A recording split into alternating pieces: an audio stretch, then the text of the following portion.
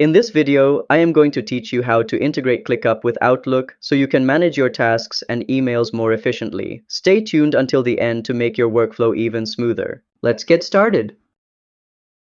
Go to clickup.com and sign into your account. Make sure you're logged in with the correct workspace. Click your profile icon at the top left corner. This will open your main account settings and shortcuts. In the drop-down menu, choose App Center. This is where you can find all available integrations for ClickUp. Now in the search bar, just search Outlook and choose the Outlook add-in from the results. This will open the installation page.